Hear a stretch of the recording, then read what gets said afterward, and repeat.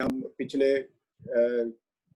गुरुवार को, शुक्रवार और शनिवार को हमारा स्पेशल मीटिंग था भाई बाबू की वर्गीज का। उसके पहले हबक्कुक की पुस्तक में से हम अध्ययन कर रहे थे और इसका मैं एक प्रार्थना, एक शिकायत और परमेश्वर ने उसका क्या उत्तर दिया उसके बारे में हमने सुना था। मैं जल्दी से उसको एक रिकैप के रूप में आपको बता दूं।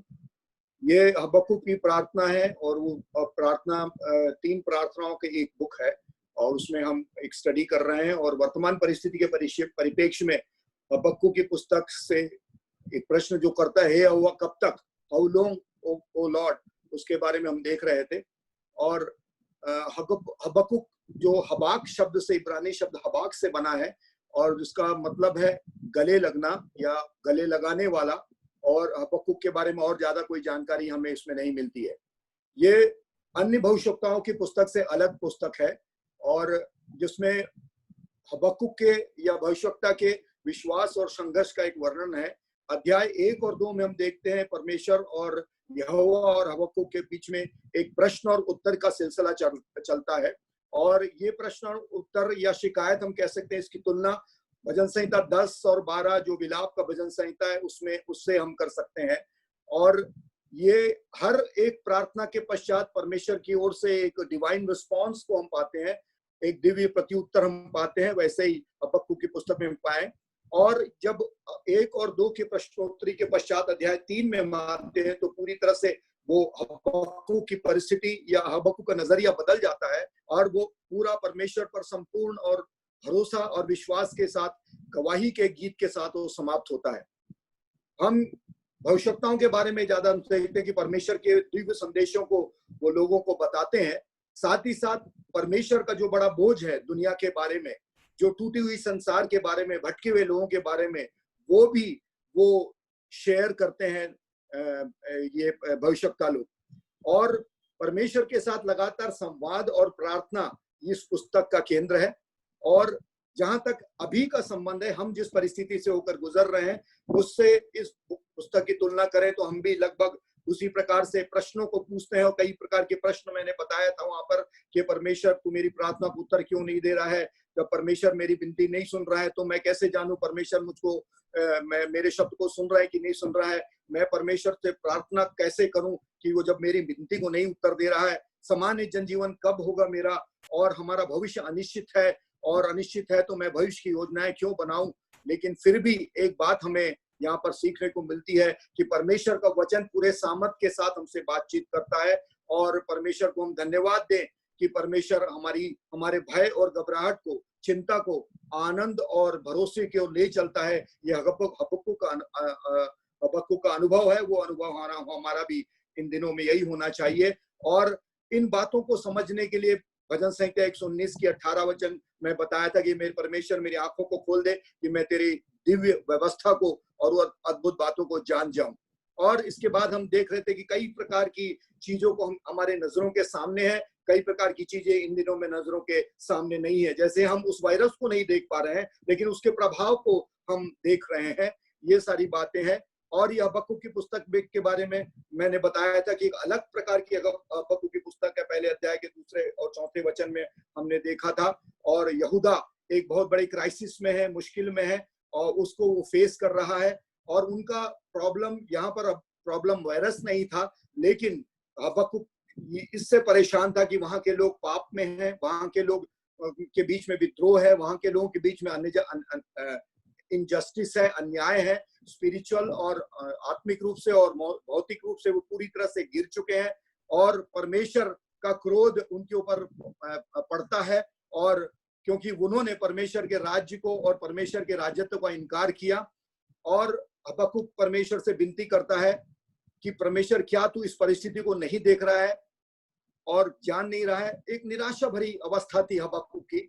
और यही प्रश्न आज हमारे बीच में भी है कि परमेश्वर क्या तुम्हारी प्रार्थनाओं को सुनता है कि नहीं सुनता है, क्या लोग चंगाई को प्राप्त करेंगे कि नहीं प्राप्त करेंगे, ये परिस्थिति हमसे जाएगी कि नहीं जाएगी। और परमेश्वर इन बातों से निराश हो सकता है या खुश क्रोधित हो सकता है। और परमेश्वर ये कह सकता है कि मैं जो कर रहा हूं मैं तुझे नहीं बताऊंगा। और 3 प्रकार की प्रार्थनाएं हैं और 3 प्रकार का प्रत्युत्तर हम पाते हैं। और ये अंतिम प्रार्थना जो हम देखते हैं, जो हबक्कुक का पूरी तरह से नजरिया बदल जाता है, परमेश्वर को वो पर भरोसा रखता है, परमेश्वर के प्रेम और परमेश्वर के कंपैशन को वो जानने लगता है।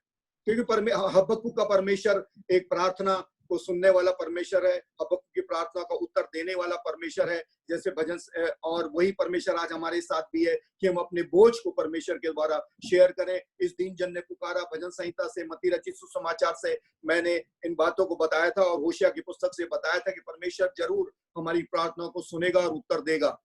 और लेकिन हम हबक्कुक ये चाहता था कि हबक्कुक के टर्म से या हबक्कुक जैसे चाहता है वैसा परमेश्वर उत्तर दे, लेकिन परमेश्वर का उत्तर वैसा नहीं था। और वो लेकिन आगे चलकर हबक्कुक की जरूरत को और हमारी जरूरत को भी परमेश्वर पूरा करता है, सुनता है। एक इस हबक्कुक के इस भविष्यवाणी की पुस्तक की शुरुआत एक बहुत बड़ी निराशा से, एक बहुत बड़ी आशंका से, एक बहुत बड़े दर्द के साथ शुरू होती है। और तीसरे अध्याय का 18वें और 19वें वचन में हम देखते हैं कि वो इस पुस्तक की समाप्ति पूरे कॉन्फिडेंस और जॉय, भरोसे और आनंद के साथ समाप्त होती है। और पहला ये हम इस परिस्थिति में जब देखें तो हम भी ऐसी परिस्थिति में है। ये पैंडेमिक जो है, महामारी हमको निराश करती है, हमें डरा रही है, हमें घबरा रही है। हम ये सोचने पर मजबूर है कि यह परमेश्वर की ओर से क्रोध है या परमेश्वर की ओर से जजमेंट है या सिर्फ एक महामारी है। और हबक्कुक भी परमेश्वर से विनती करता है, प्रार्थना करता है, अपने आप को अकेला महसूस करता है। और इस प्रकार से पहले अध्याय के दूसरे से चौथे वचन तक और आगे के वचनों हम देखते हैं कि हबक्कुक परमेश्वर से प्रार्थना करता है। और 5वें और 6वें वचन में देखते हैं कि परमेश्वर हबक्कुक को उत्तर देता है, उससे बातचीत करता है। लेकिन हबक्कुक जैसे चाहता है, जैसा वो आशा कर रहा था, वो उस प्रकार से वो उत्तर उसको नहीं मिल पाता। यरूशलेम को छुटकारा के लिए या यरूशलेम की पुरानी स्थिति को बहाल करने के लिए हबक्कुक विनती करता है, लेकिन परमेश्वर उठाता है एक विरोधी देश को, बेबीलोन को उठाता है, वो जूडिया के अगेंस्ट में। और 7वें वचन, पहले अध्याय के 7वें वचन से लेकर 11वें वचन तक हम वहां के उस बेबीलोन के आर्मी के बारे में वर्णन पाते हैं और बहुत ही चिंतित हो जाता है। लेकिन परमेश्वर, हम जानते हैं कि परमेश्वर अपनी महिमा के लिए और अपने उद्देश्य के लिए इस दुनिया को पूरी तरह से नियंत्रण में रखा है, उसको एक रूप दे रहा है। और परमेश्वर इस हबक्कुक की उस प्रकार की परिस्थिति में भी और आज हमारी परिस्थिति में भी पूरी तरह से अपने आप को सक्रिय कर रहा है। तब हमारे पास प्रश्न उठता है, तो परमेश्वर क्यों इस पैंडेमिक को रोक क्यों नहीं रहा है? तब मैंने बताया था व्यवस्था विलाप गीत की पुस्तक 3 अध्याय के 31वें वचन से लेकर 40वें वचन तक कि परमेश्वर अपने संतानों की, अपने लोगों की चिंता करता है, उनको त्यागता नहीं है, उनको अपने नियंत्रण में रखता है। और इस प्रकार से हम देखते हैं, हम उस बात में हम आए थे। आज हम उसके दूसरी प्रार्थना को हम देखेंगे। दूसरी प्रार्थना है हबक्कुक की। हम पहले अध्याय के 12वें वचन से लेकर 14वें वचन तक हम यहाँ पर पढ़ते हैं। हे मेरे प्रभु यहोवा, हे मेरे पवित्र परमेश्वर, क्या तू अनादिकाल से नहीं है, इस कारण हम लोग नहीं मरने के? हे यहोवा, तूने उनको न्याय करने के लिए ठहराया है। हे चट्टान, तूने उल्हाना देने के लिए उनको बटाया है। तेरी आंखें ऐसी शुद्ध है कि तू बुराई को देख नहीं सकता और उत्पात को देखकर चुप नहीं रह सकता। फिर तू विश्वासघातियों को क्यों दिखाता रहता है? और जब तू दुष्ट निर्दोष को निगल जाता है तो तब तू क्यों चुप रहता है? तू क्यों मनुष्य को समुद्र की मछलियों के समान और उन रेंगने वाले जंतुओं के समान और बनाता है, और जिन पर कोई शासन करने वाला नहीं है? ये हबक्कुक की प्रार्थना है। दूसरी प्रार्थना 12वें अध्याय, पहले अध्याय के 12वें वचन से हम आते हैं और आगे 17वें वचन तक या 17वें वचन तक इस बात को देखते हैं। और वो भी एक अप्रत्याशित प्रार्थना थी और परमेश्वर का उत्तर भी हबक्कुक सुनता है तो वो सोचता है कि परमेश्वर ऐसे क्यों ये कर रहा है, ये मूर्ति पूजक देश को क्यों भेज रहा है परमेश्वर अपने स्वयं के देश पर नाश करने के लिए, या उनको ये कैसा हो सकता है? वो कहता है कि परमेश्वर तो ऐसा परमेश्वर है, अनंत काल का परमेश्वर है, परमेश्वर प्रेमी पवित्र परमेश्वर है, ऐसा परमेश्वर है जो अधर्मियों से घृणा करता है, जो ऐसा परमेश्वर है जो सुरक्षा देने वाला परमेश्वर है, वो यहोवा है। ये प्रश्न हबक्कुक के हो सकते हैं और हबक्कुक सोचता है कि परमेश्वर उस देश को, ये एक पैगन देश को या बेबीलोन को भेजता है न्याय करने के लिए। ये ऐसा कैसा परमेश्वर है? ये क्या मैं ऐसे परमेश्वर की सेवा कर रहा हूँ? हबक्कुक अपने बातों में इस बात को कहता है कि क्या मैं ऐसे परमेश्वर को देख रहा हूँ? ऐसे परमेश्वर को देख रहा हूँ जो एक कठोर, एक बेबीलोनियन आर्मी को अपने लोगों को पनिश करने के लिए भेजता है। और हबक्कुक वही सोचता है कि परमेश्वर, मैं जैसे चाहता हूं परमेश्वर वैसा व्यवहार नहीं कर रहा है। लेकिन हम इस बात को जाने, जरूर जाने कि परमेश्वर यहूदा से प्रेम करने वाला परमेश्वर है, अपने लोगों से, अपने देश से प्रेम करने वाला परमेश्वर है। और परमेश्वर बुराई से घृणा करने वाला परमेश्वर है। परमेश्वर नहीं चाहता कि उसके लोग उसके विरुद्ध में आए, और इसलिए परमेश्वर एक क्लीन करने वाली, एक शुद्ध करने वाली और एक चंगा करने वाली एक क्रोध को वहां पर भेजता है। और हम वहां पर देखते हैं बेबीलोनियन आर्मी के रूप में वहां पर परमेश्वर का क्रोध वहां पर प्रकट होता है। लियोन मॉरिस, जो परमेश्वर एक दार्शनिक है या एक बाइबल के ज्ञाता है, उन्होंने कहा है, मैं अंग्रेजी में इसको पढ़ रहा हूं, कि God's love is not a mindless sentimentality, it's a purifying fire. God's wrath is God's love working against every evil in his children and beloveds. Leon Morris ने कहा है कि परमेश्वर का प्रेम एक अनुभव ही नहीं है, लेकिन परमेश्वर का प्रेम एक शुद्ध करने वाली अग्नि है। परमेश्वर का प्रेम एक क्रोध के रूप में है जो उसके लोगों के बीच में काम करता है, और उसके लोगों के बीच के हर बुराइयों को शुद्ध करने के लिए परमेश्वर इस प्रकार के क्रोध की अग्नि को भेजता है। तब ये प्रश्न हमारे पास उठता है कि क्या परमेश्वर, ये क्रोध की अग्नि कोविड-19 भी है? क्या ये परमेश्वर का कठोर प्रेम है? ये प्रश्न हमारे हो सकते हैं, लेकिन हमको इसका उत्तर नहीं जानते। लेकिन एक बात हम जरूर जानते हैं कि इस टूटी हुई संसार की, इस पथभ्रष्ट संसार की, इस अनैतिकता और पाप से भरी हुई संसार की ओर इंगित कर रहा है ये कोविड-19। हम जानते हैं हमारे पूर्व माता पिता जिन्होंने पाप किया और परमेश्वर की महिमा से वो लोग रहित हो गए थे, परमेश्वर से वो लोग विद्रोह किए थे, और परमेश्वर का जो एक परफेक्ट क्रिएशन था, जो एक सही जो रचना थी, वो वहां पर टूट गई है। और उस समय परमेश्वर चाहता तो उस सारी पृथ्वी को परमेश्वर नाश कर सकता था, लेकिन परमेश्वर ने ऐसा नहीं किया। लेकिन उसने मानव जाति के छुटकारे के लिए एक योजना बनाई, मानव जाति को बचाने के लिए एक योजना बनाई। अपने पुत्र प्रभु यीशु मसीह को, जो मसीहा था, जो छुड़ाने वाला था, उसको इस दुनिया से व्यवहार करने के लिए भेजा। इस दुनिया से में सक्रिय होने के लिए, इस टूटी हुई दुनिया को सक्रिय होने के लिए उसने प्रभु यीशु मसीह को इस जगत में भेजा। और प्रभु यीशु मसीह इस जगत में आकर ये कहता है कि फिर मत्ती रचित सुसमाचार को वही बात मैं याद दिलाना चाहूंगा कि ये सब परिश्रम करने वाले लोगों और बोझ से दबे हुए लोगों, मैं तुम्हें मेरे पास आओ, मैं तुम्हें शांति दूंगा। वो चाहता है कि परमेश्वर के लोग उसके उस रूल्स पर सबमिट हो जाए, उस पर समर्पित हो जाए। आज हम बड़ी निराशा में हैं। आज हमारी डर है, घबराहट है, हमारे अच्छे हेल्थ के बारे में, और ये कब तक होगा। और हबक्कुक भी वैसी परिस्थिति में जी रहा था और वो परमेश्वर को पुकारता है, हे प्रभु कब तक। लेकिन हबक्कुक का वो उत्तर जैसे वो चाहता था वैसे नहीं। उसने कभी भी नहीं सोचा था कि उस प्रकार से उत्तर मिलेगा। और परमेश्वर उनको बचाने के लिए या उनको सुधारने के लिए, मैं कहूं कि एक देश को, एक मूर्ति पूजक देश को, हबक्कुक के लैंड को इन्वेड करने के लिए, उन पर धावा करने के लिए उनको भेजता है। और हम जब दूसरे अध्याय में आते हैं तो परमेश्वर का वहां पर प्रत्युत्तर हम पाते हैं और परमेश्वर वहां पर बात करता है। वहां पर हम देखते हैं दूसरा अध्याय, दूसरा वचन से लेकर हम आगे पढ़ेंगे। यहोवा ने मुझसे कहा, दर्शन की बातें लिख दे, वरन पटियाओं पर साफ साफ लिख दे कि दौड़ते हुए वे सहज से पढ़ी जाएं, क्योंकि इस दर्शन की बात नियत समय में पूरी होने वाली है, वरन उसे पूरे होने का समय वेग से आता है। इसमें धोखा ना होगा, चाहे इसमें विलंब भी होगी तो भी उसकी बाट जोते रहना, क्योंकि वह निश्चय पूरी होगी, वह देर नहीं करेगा। परमेश्वर अपने उद्देश्य को, भविष्य में अपने उद्देश्य को वो वहां पर कर रहा है। परमेश्वर का काम निश्चित समय पर पूरा होगा, वहां पर परमेश्वर उत्तर दे रहा है हबक्कुक को। आज यही उत्तर हमको भी दे रहा है कि नियत समय में वो पूरा होगा। वो देर नहीं करेगा, वो अपने उसका अपॉइंटेड समय में वो पूरा करेगा। परमेश्वर अपने उद्देश्य को पूरा करने के लिए उस काम को करने के लिए जा रहा है। परमेश्वर उसकी निश्चय पूरी होगी।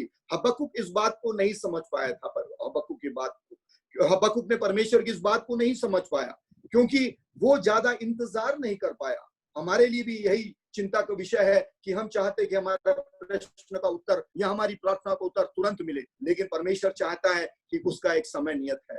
वो चाहता है कि हम इंतजार करें। परमेश्वर चाहता है कि वो हमसे चाहता है कि हम चिल्लाएं, उसको बुलाएं, उसको पुकारें। हम एक बहुत ही सीमित समय में रह रहे हैं प्रियो। हमारे पास समय की सीमा है, हमारे पास स्थान की सीमा है। हमारा जो होराइजन है, जो हमारा क्षितिज है, वो लिमिटेड है, और हम एक नाश होने वाली एक रचना है, और हमारे पास सब कुछ सीमित है। लेकिन परमेश्वर के पास वो कुछ भी सीमित नहीं है। परमेश्वर अपनी बातों को अपने वचन के द्वारा, अपने पुत्र के द्वारा अपने आप को प्रकट करता है, उसके पास इस प्रकार की कोई भी सीमा नहीं है। वो ना तो उसके पास कोई लिमिट की सीमा है, ना तो कोई उसका समय की सीमा है, ना कोई उसके पास स्थान की सीमा है। वो सब कुछ देख रहा है परमेश्वर, वो सब कुछ जानने वाला परमेश्वर है। वो परमेश्वर इस दुनिया से पूरी तरह से जान रहा है, इस दुनिया में क्या हो रहा है, और दुनिया में अपने आप को पूरी रीति से वो लगाए हुए है। उन दिनों में हबक्कुक के देश को भी परमेश्वर पूरी रीति से अपने आप को एंगेज किया गया था, और वो परमेश्वर अपने पुत्र को इस जगत के राजा के रूप में भेज रहा है। और जगत का राजा यही चाहता है कि सारे के सारे लोग उसके अधीन रहे, सारे के सारे लोग उसको समर्पित करें। अब्राहम कूपर की एक बात को मैं यहाँ पर आपके सामने रखना चाहूंगा, जो एक फेमस थियोलॉजियन थे, एक बहुत बड़े परमेश्वर के वचन के ज्ञाता थे, साथ ही साथ वो हॉलैंड के एक्स प्रेसिडेंट भी बने थे। 1501 से लेकर 1505 तक की ईस्वी में वो हॉलैंड के प्रेसिडेंट थे। वो कहता है कि परमेश्वर एक इंच भी, परमेश्वर प्रभु यीशु मसीह कहता है कि there is not 1 square inch of entire creation about which Jesus Christ does not cry out, this is mine, this belongs to me. प्रभु यीशु मसीह कहता है कि मैं राजा हूं, मुझ पर समर्पित करो। और वो कहता है, अब्राहम के ऊपर कहते हैं कि प्रभु यीशु मसीह कहता है कि एक भी इंच जमीन ऐसी नहीं है जो मेरी नहीं है, ये सारी की सारी सृष्टि मेरी है।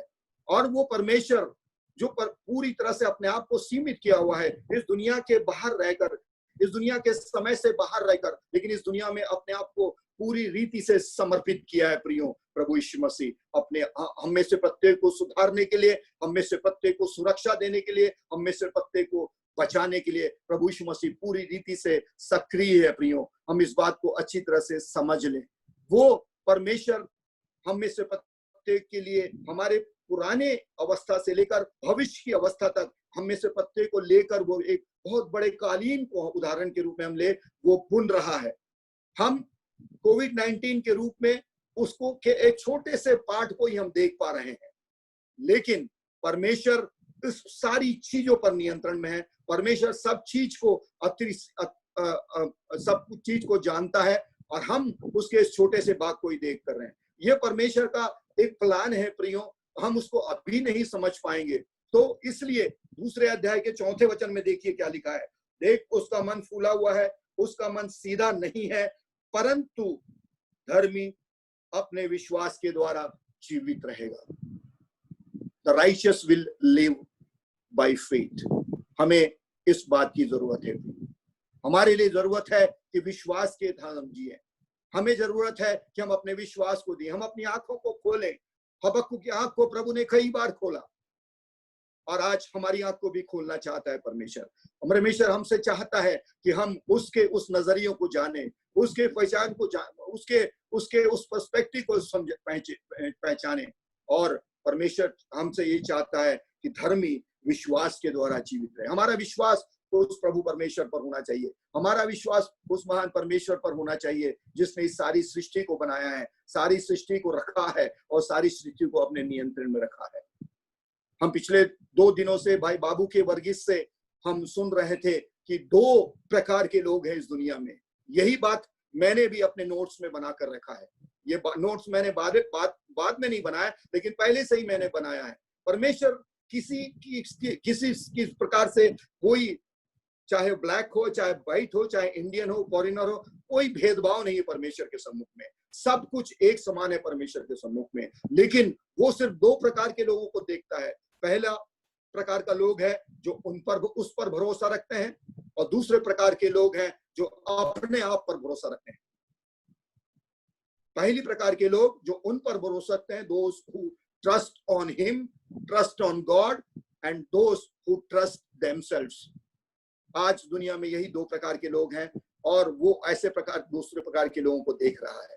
दूसरे प्रकार के लोग कैसे हैं, वो हम दूसरे अध्याय में पूरी तरह से साफ तौर पर उसका वर्णन है। दूसरे अध्याय में पूरी तरह से उसका वर्णन किया गया है कि दूसरे अध्याय जो लोग अपने आप पर भरोसा रखते हैं, वो अपने धन पर भरोसा रखते हैं, अपने सामर्थ्य पर भरोसा रखते हैं, अपने भोग विलास पर भरोसा रखते हैं, अपने बुरी जीवन पर भरोसा रखते हैं, अपने मूर्तियों पर भरोसा रखते हैं, एक दूसरे को बदनाम करने की वो कोशिश करते रहते हैं। और वो इस प्रकार से वो लोग अपने आप पर भरोसा रखते हैं।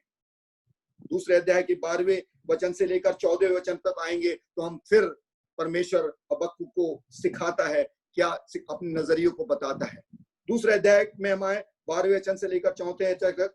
हाय उस पर जो हत्या करके नगर को बनाता है और कुटिलता करके गढ़ को दृढ़ करता है। देखो क्या सेनाओं के यहोवा की ये नहीं होता है कि देश देश के लोग परिश्रम तो करते हैं परंतु वे आग का कौर होते हैं, और राज्य के लोग परिश्रम व्यर्थ ही ठहरता है, क्योंकि पृथ्वी यहोवा की महिमा के ज्ञान से ऐसी भर जाएगी जैसे समुद्र जल से भर जाता है।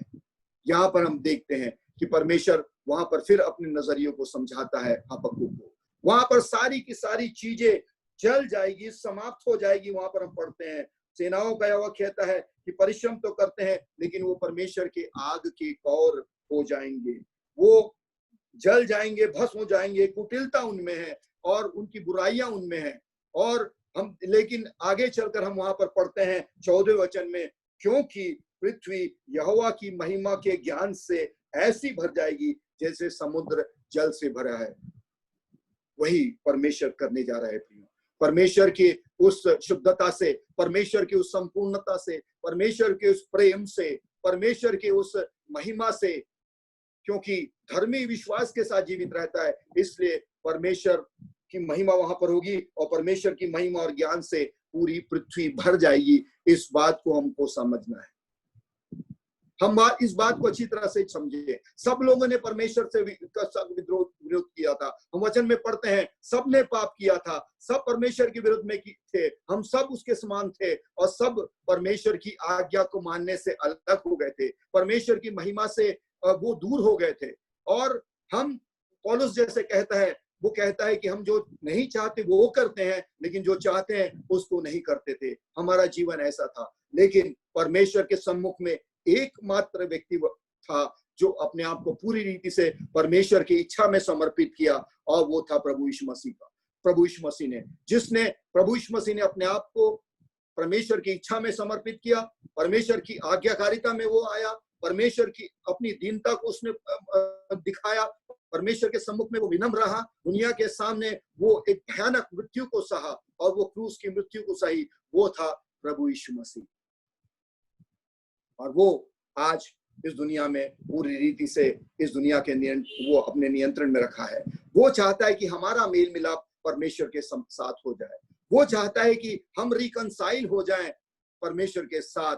लेकिन कौन? वो लोग जो उस पर विश्वास करेंगे, जो उस पर भरोसा रखेंगे।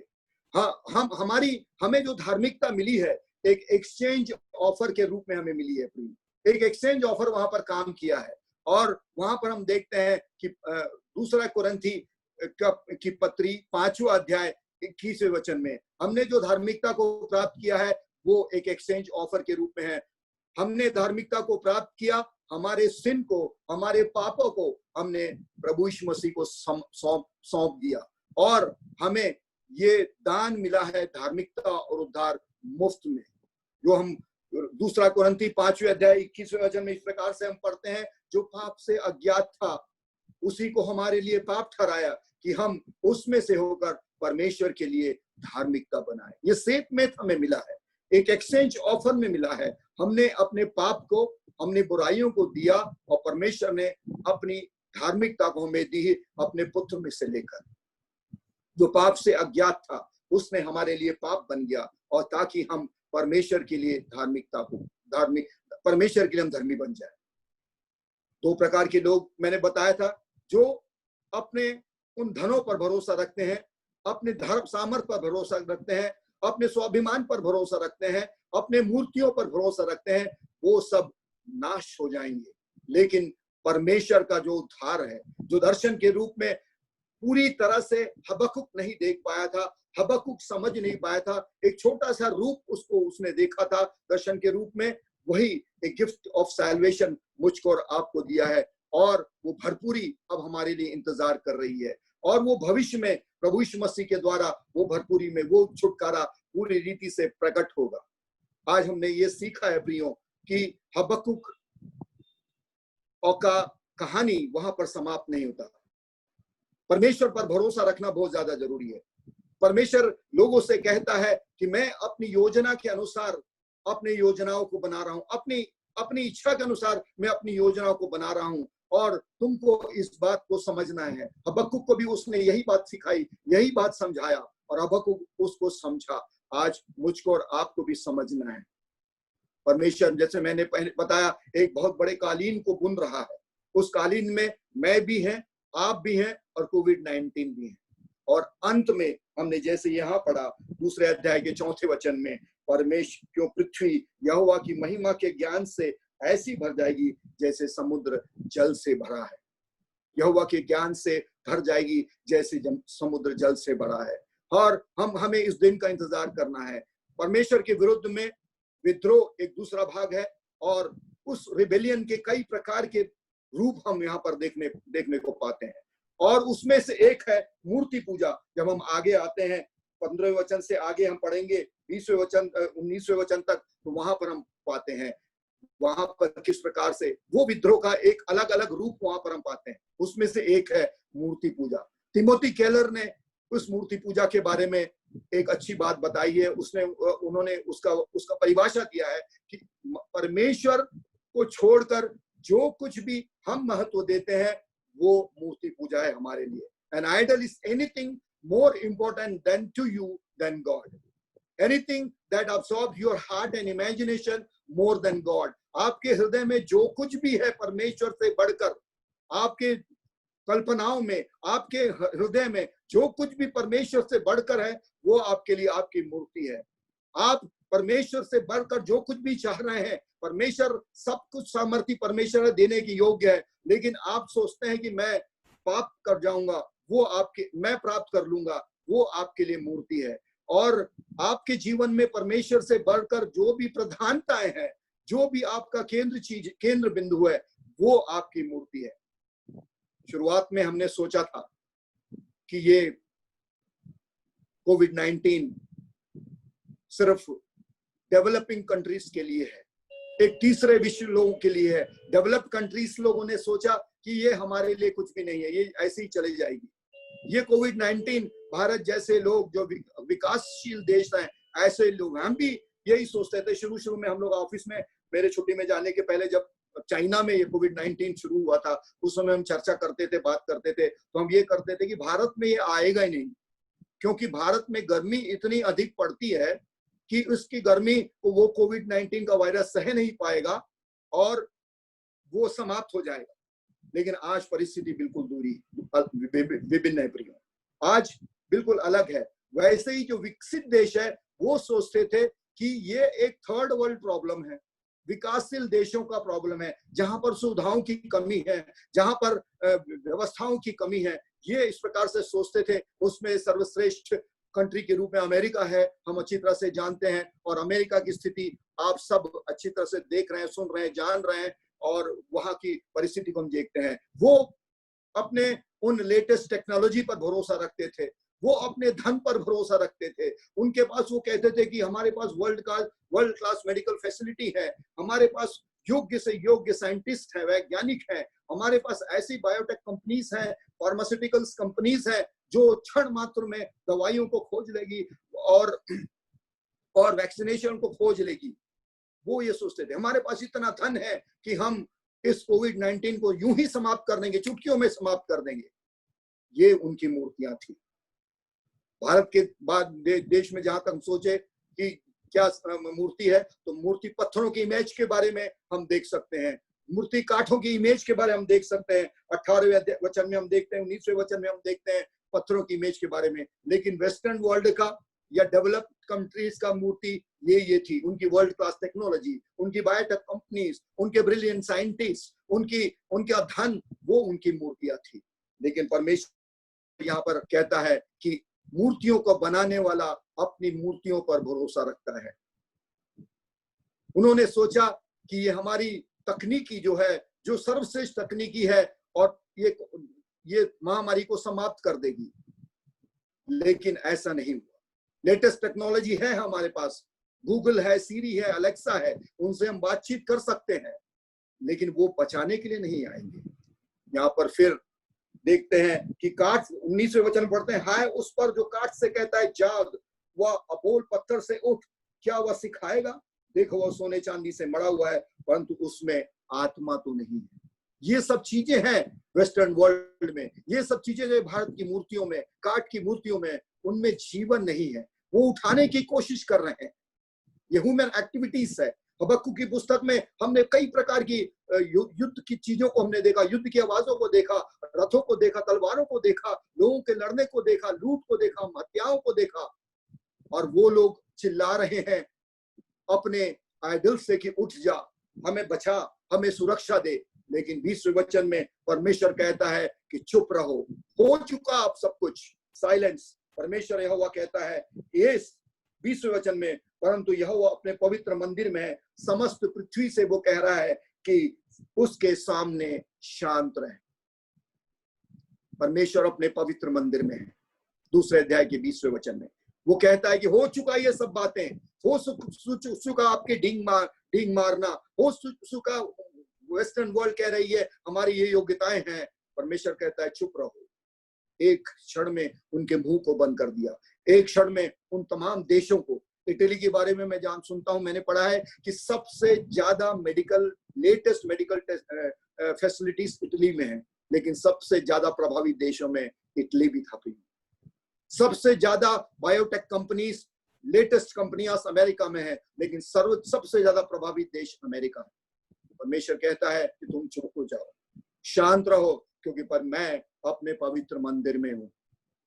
और परमेश्वर के चारों ओर उसकी स्वर्गीय सेना उसकी आराधना कर रही है। सारे के सारे लोग उसकी आराधना कर रहे हैं, सारी की सारी उसकी सेना, और वहां पर मिलियंस और मिलियंस लोग हर एक जाति से, हर एक भाषा से, हर एक कुलों से परमेश्वर की स्तुति और आराधना कर रही है। क्योंकि 20वें वचन में हमने पढ़ा कि परमेश्वर अपने पवित्र मंदिर में है, समस्त पृथ्वी उसके सामने शांत रहे। और उसके साथ में प्रभु यीशु मसीह है, जिस पर सारी पृथ्वी और स्वर्ग का अधिकार दिया गया है, और वो प्रशंसा के योग्य प्रभु यीशु मसीह है। ये सच्चाई को परमेश्वर हमें सिखाना चाहता है। यही सच्चाई को परमेश्वर हबक्कुक को सिखाना चाहता है, और वो पर बताना चाहता है कि अपनी महिमा के लिए, अपनी महिमा को भर देने के लिए वो अपने काम को कर रहा है। यहाँ पर हम देखते हैं कि यहाँ पर इस बात ये तीसरे अध्याय में हम आते हैं कि वहां पर एक तीसरी प्रार्थना है, लेकिन वो पहले दोनों प्रार्थनाओं से एक भिन्न प्रार्थना वहां पर हबक्कुक की प्रार्थना करते हैं। एक बदले हुए हबक्कुक को हम देखते हैं। यहाँ पर तीसरे अध्याय में हम देखते हैं पहले और दूसरे वचन में, हे यहोवा मैं तेरी कीर्ति सुनकर डर गया। हे यहोवा वर्तमान युग में अपने काम को पूरा कर, इसी युग में तू उसको प्रकट कर। क्रोध करते हुए भी दया करना स्मरण कर। ईश्वर तेमान से आया, पवित्र ईश्वर पर्वत से आ रहा है। उसका तेज आकाश पर छाया हुआ है और पृथ्वी उसकी स्तुति से परिपूर्ण हो गई है। एक एंटायरली डिफरेंट हबक्कुक हम यहाँ पर पाते हैं। पहले वो परमेश्वर से शिकायत कर रहा था, परमेश्वर चिल्ला रहा था, परमेश्वर तू मेरी प्रार्थनाओं का उत्तर नहीं दे रहा है। हे परमेश्वर मैं जैसे चाह रहा हूं वैसा उत्तर तू क्यों नहीं दे रहा है? मेरे देश को तू क्यों बचा रहा है? मेरे देश को नाश करने के लिए मूर्ति पूजक देश को तू क्यों भेज रहा है? लेकिन परमेश्वर ने जब अपनी नजरिया उसको बताया, अपनी परिस्थिति उसको बताया, परमेश्वर की महिमा से पृथ्वी भर जाएगी और धर्मी विश्वास के कारण जीवित रहेगा। इस बात को बताया और इस बात को उसने समझाया कि परमेश्वर अपने पवित्र मंदिर में है और परमेश्वर पूरी रीति से क्रियाशील है। तो एकदम से एक परिवर्तित हबक्कुक वो घुटनों पे आ गया, परमेश्वर से प्रार्थना किया। बिल्कुल उन दो प्रार्थनाओं से अलग प्रार्थना थी। आज वो एक बॉस के रूप में परमेश्वर से प्रार्थना नहीं कर रहा है, एक विनम्रता से परमेश्वर के सम्मुख में आ रहा है। पहले वो परमेश्वर से चाह रहा था कि मेरी इच्छा के अनुसार परमेश्वर काम करे, लेकिन अब वो परमेश्वर के डायरेक्शन में, परमेश्वर के नियंत्रण में आ गया है। हम वहां पर देखते हैं उसकी विनम्रता को, हम वहां पर देखते हैं उसके समर्पण को, हम वहां पर देखते हैं उसके नाम के अनुरूप वो परमेश्वर को गले लगाता है। ये सब कुछ करता है। 3 प्रार्थना को उसने किया है। खास तौर पर हम इन भागों को पढ़ेंगे, 3रे अध्याय को जो एक गीत के रूप में है, वहां पर हम देखते हैं तो 3 प्रकार की प्रार्थना वहां पर वो करता है। परमेश्वर तू मुझे जीवित रख, हे परमेश्वर तू मुझे समझ दे, और हे परमेश्वर मुझ पर दया कर। यहाँ पर हमने यही बात को पढ़ा, हे परमेश्वर मैंने तेरी कीर्ति को सुनकर डर गया, वर्तमान युग में अपने काम को पूरा कर, तू इसी युग में प्रकट कर, क्रोध करते हुए भी दया कर और स्मरण कर। 3 बातें उसने की। ये आज इसी रीति से आज मुझको और आपको भी प्रार्थना करना है। Keep alive, give understanding, have mercy. परमेश्वर से प्रश्न नहीं पूछे, परमेश्वर ये तू क्यों नहीं रोक रहा, ये नहीं पूछे, लेकिन परमेश्वर से ये विनती करें कि परमेश्वर इन दिनों में तू मुझे सुरक्षित रख, तू मुझे जीवित रख, तू मुझे समझ दे, तू मुझे बुद्धि दे और मुझ पर दया कर। इस प्रकार से आज हमें प्रार्थना कर रहा है। परमेश्वर फिर उसको उत्तर देता है। परमेश्वर एक गीत के रूप में उसको देता है, और वो गीत उसके उस क्रिएशन से लेकर प्रभु यीशु मसीह के दूसरे आगमन तक का पूरा वर्णन है। 3रे वचन से लेकर 15वें वचन तक हम पूरा देखेंगे तो लगभग उसके जब सृष्टि के आरंभ से लेकर प्रभु यीशु मसीह के दूसरे आसमान तक एक संक्षेप के रूप में प्रभु पिता परमेश्वर ने ये बातें कही है। वहां पर परमेश्वर ने बातें की है। परमेश्वर हबक्कुक को पूरी रीति से समझा दिया गया है। परमेश्वर हृदय से बात कर रहा है, परमेश्वर दिमाग से बात नहीं किया, और उस हृदय से मुझको और आपको चलना है।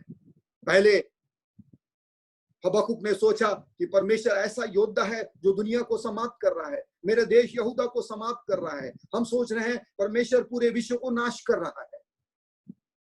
यहाँ पर हम देखते हैं कि परमेश्वर वहां पर क्रोधित है, वो नदियों को, समुद्रों को समाप्त कर रहा है, और ये परमेश्वर की आर्मी काम कर रही है पृथ्वी पर। पहले अध्याय में जो लोग बेबीलोनियन आर्मी से डरे थे, घबराए थे, वो लोग आज डरे हुए, घबराए हुए नहीं लग रहे हैं। हबक्कुक पूरी रीति से परमेश्वर पर समर्पित है। उसके डर चला गया, उसका घबराहट चला गया, उसकी चिंता चली गई। वो परमेश्वर के सम्मुख में प्रार्थना कर रहा है, परमेश्वर तू मुझे जीवित रख, मेरे देश को जीवित रख, मुझे समझ दे और मुझ पर तरस कर। और पहले हबक्कुक के जीवन में परमेश्वर एक छोटे से रूप के रूप था, लेकिन परमेश्वर और अधिक विस्तृत होता चला जा रहा है हबक्कुक के जीवन में। आज यही विस्तृत परिस्थिति मुझको और आपको चाहिए, हमारे जीवनों में भी, हमारे मनों में भी। वो परमेश्वर सामर्थी परमेश्वर है। वो परमेश्वर पूरी रीति से इस दुनिया के नियंत्रण में रखने वाला परमेश्वर है। वो परमेश्वर पूरी रीति से इस दुनिया को बनाने वाला परमेश्वर है, और वो परमेश्वर न्यायी परमेश्वर है, न्याय करने वाला परमेश्वर है। और वो परमेश्वर उसके लोगों को छुटकारा देने के लिए शीघ्र आने वाला परमेश्वर है। कितनी भी विपरीत परिस्थितियां क्यों ना हो, कितनी भी मुश्किलों का सामना करना हमें क्यों ना पड़े, वो आएगा और जरूर छुटकारा देने को आएगा। परमेश्वर ने हबक्कुक के लोगों की चिंता की। परमेश्वर ने हबक्कुक के लोगों को वहां पर सिखाया और समझाया, और अपने क्रोध की अग्नि को भेजकर उन्हें समझाया। और हबक्कुक ने परमेश्वर को एक छोटे रूप में देखा। और हमारा किस प्रकार से नजरिया है इस बात को देखने के लिए? कितना बड़ा है हमारा परमेश्वर, कितना बड़ा है हबक्कुक का परमेश्वर। हम परमेश्वर की महानता का वर्णन ही नहीं कर सकते प्रियो। इस बात को हम अच्छी तरह से समझते हैं। हम ये कहें कि परमेश्वर सामर्थी है, सर्व सामर्थी है, नहीं, परमेश्वर उससे भी बड़ा सामर्थी है। हम ये कहें परमेश्वर बुद्धि से भरा हुआ है, नहीं, परमेश्वर उससे भी बड़ा बुद्धिमान है। हम ये कहें कि परमेश्वर प्रेम करने वाला है, नहीं, उससे भी बढ़कर कहीं परमेश्वर का प्रेम मेरे और आपके ऊपर है। परमेश्वर हमारी सहायता कर रहा है कि परमेश्वर कौन है, इस बात को हम समझ पा रहे हैं। हमारे विचारों को और अधिक विस्तृत कर रहा है। ये गीत हमें बताता है प्रभु यीशु मसीह का दोबारा आगमन के रूप में। पहला आगमन प्रभु यीशु मसीह आया, वो एक परमेश्वर के मेमने के रूप में आया और वो बलिदान चढ़ाया गया। मेरे और आपके पाप के कारण बलि चढ़ाया गया, लेकिन और वो परमेश्वर के साथ हमारा मेल मिलाप किया। लेकिन अगली बार वो आएगा तो न्याय करने के लिए आएगा। दो प्रकार के लोग फिर यहाँ पर वो चाहता है, जो परमेश्वर पर भरोसा रखते हैं या जो प्रभु यीशु मसीह पर समर्पित करते हैं और जो प्रभु यीशु मसीह पर समर्पित नहीं करते हैं। Those who submit to King Jesus and those who don't submit to King Jesus. और प्रभु यीशु मसीह ऐसे लोगों से चाहता है जो प्रभु यीशु मसीह पर भरोसा रखते हैं, प्रभु यीशु मसीह पर समर्पित करते हैं। उनके लिए वो एक सर्वश्रेष्ठ मित्र है। लेकिन जो प्रभु यीशु मसीह पर समर्पित नहीं है, जो प्रभु यीशु मसीह के जो दूसरा रास्ता या गलत रास्ते को अख्तियार कर लिए हैं, उनके लिए एक बहुत बड़ा दुश्मन के रूप में। क्या आप प्रभु यीशु मसीह को अपने मित्र के रूप में स्वीकार करने के लिए तैयार हैं?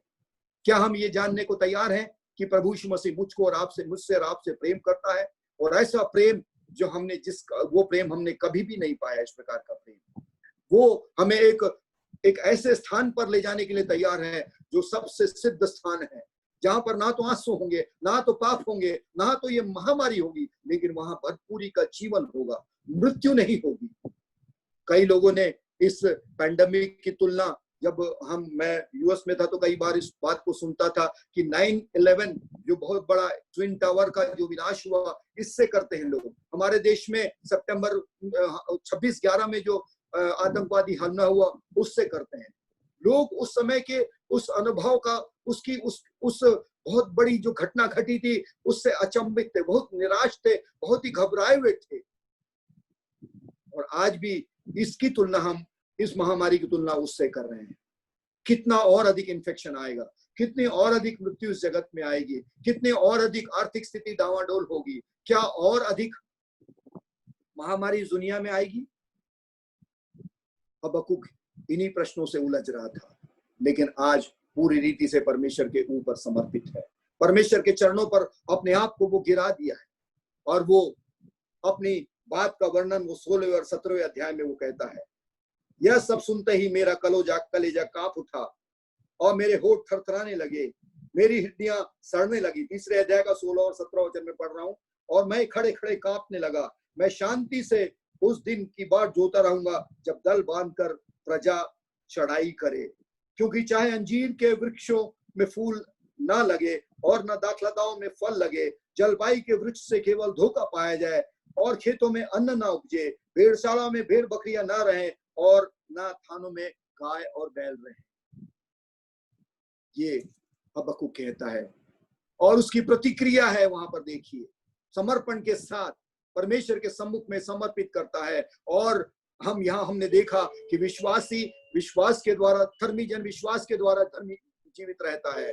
और पहले वो न्याय के लिए चिल्ला रहा था, वो कह रहा था कि न्याय नहीं मिल रहा है, लेकिन परमेश्वर ने बेबीलोन को न्याय के एक अस्त्र के रूप में भेजा, और वहां पर धार्मिकता ने उस पाप को निगल लिया और सारी बातों का वह वर्णन किया। और अंत में परमेश्वर पूरी रीति से अपने न्याय को देने जा रहा है। वो परमेश्वर के सामर्थ को हबक्कुक पहचान गया। मैं थरथराते रहा, मेरा कलेजा कांप गया, मैं डर गया, मैं घबरा गया। और फिर 18वें और 19वें वचन में वो कहता है, तो भी मैं यहोवा के कारण आनंदित और मगन रहूंगा और अपने उद्धारकर्ता परमेश्वर के द्वारा अति प्रसन्न रहूंगा। यहोवा परमेश्वर मेरा बल मूल है, वह मेरे पांव हिरणों के समान बना देता है, वह मुझको मेरे ऊंचे स्थानों पर चलाता है। यहाँ पर उसको आनंद मिला, यहाँ पर उसको सामर्थ मिला, यहाँ पर उसको न्याय मिला। और हम देखे कि क्या क्या हमने देखा शुरू से। वहां पर हमने देखा कि परिस्थितियां नहीं, क्या परिस्थिति थी इस पुस्तक की शुरुआत में और क्या परिस्थिति थी इस पुस्तक के अंत में। एक्चुअली हम देखते हैं कि परिस्थितियां बदली नहीं, परिस्थितियां परिवर्तित नहीं हुई, लेकिन परिस्थितियां और अधिक खराब हो गई। लेकिन वहां पर हम देखते हैं कि हबक्कुक को परमेश्वर ने बदल दिया और वही परमेश्वर को, वही हबक्कुक को परमेश्वर ने भरोसा दिया, वही हबक्कुक को परमेश्वर ने विश्वास दिया, वही हबक्कुक को परमेश्वर ने आनंद दिया, परमेश्वर ने अपने नियंत्रण में रखा और वो अच्छी तरह से समझ गया कि मेरा वर्तमान, मेरा भूतकाल जो है वो बिल्कुल तरह से सिकड़ा हुआ था, लेकिन भविष्य में परमेश्वर मेरे लिए पूरी बड़े रास्ते को तैयार कर रहा है। इसलिए मैं यहोवा के कारण आनंदित हूँ, यहोवा के कारण मैं खुश हूँ, यहोवा के कारण मैं अति प्रसन्न हूँ, क्योंकि वह मेरा उद्धार करता है, वो मेरा बलमूल है, वो मेरे पांव को हिरणों के समान चलाता है और वो मुझे ऊंचे स्थानों पर बैठाता है। आज हमने यही सीखा है कि हमें परमेश्वर के सम्मुख में आना है। हमारी इच्छा के अनुसार नहीं परमेश्वर उत्तर देता, लेकिन अपने योजना के अनुसार वो उत्तर देता है। और हमने इस बात को सीखा है कि हम तो अपने आप को बहुत स्मार्ट समझते थे, हम अपने आप को बहुत, हम सब कुछ कर सकते थे, इस बात को समझते थे, लेकिन परमेश्वर ने चाहा कि हम उसको बुलाएं, उसको चिल्लाएं, उसको बुलाएं। और परमेश्वर यही चाहता है कि हमारी अयोग्यता, जो हमारा संघर्ष था, हमें गिफ्ट के रूप में मिला और हमें हिरणों के समान चलने के लिए उसने काबिल बना दिया। उसने हमें सामर्थ दी, उसने हमें शांति दी, उसने हमें आनंद दिया और उसने हमें खुशी दे दी। और हमें आगे चलकर प्रभु यीशु मसीह आएगा तो हमें एक नया आकाश और नई पृथ्वी मिलेगी, जो प्रकाशित वाक्य की पुस्तक पहले अध्याय 21वें अध्याय के पहले वचन से लेकर 4वें वचन में परमेश्वर कहता है कि मुझसे बातचीत कर, मेरे पास आ, मुझसे बातचीत कर। और वो कहता है कि मैं सब कुछ जानने वाला हूँ, सर्वसामर्थी परमेश्वर हूँ, मैं इस दुनिया को पूरे अपने नियंत्रण में रखा हूँ, मैं अपने लोगों से प्रेम करता हूँ, मैं अपने क्रोध की अग्नि को भेजकर उनके सिन को, उनके विद्रोह को मैंने दबा दिया है। वो राजाओं का राजा है, वो चाहता है कि हम उसके अधीनता में आए, उसके राजत्व में आए, उसके नियमों को माने। परमेश्वर हमसे चाहता है कि वो हमसे प्रेम करे, वो हमसे प्रेम करे, तब वो हमसे प्रेम करेगा। वो हमारी चिल्लाहट को उसने सुना है, वो उस चिल्लाहट को सुनने के लिए तैयार है। वो हमारे टूटे हुए हृदयों को वो जोड़ने वाला परमेश्वर है, सामर्थ देने वाला परमेश्वर है। इसलिए आज हम क्या करें? हमें यही करना है कि हम परमेश्वर से बातचीत करें। इस महामारी के बीच में भी परमेश्वर से बातचीत करें। परमेश्वर तू मुझे समझ दे, परमेश्वर तू मुझे मुझे सामर्थ दे, परमेश्वर तू मेरे मुझ पर दया कर, और वो हमें सामर्थ और दया देगा। यही पुस्तक से हम आज हबक्कुक की पुस्तक से हमें सीखने को मिलती है कि वो आएगा, जरूर आएगा। पहले वो आया बचाने के लिए, लेकिन अब वो आएगा, जरूर आएगा न्याय करने के लिए और बचाने के लिए। इन बातों को सीखते हुए आज मैं अपने शब्दों को विराम दे रहा हूँ। परमेश्वर के नाम की महिमा।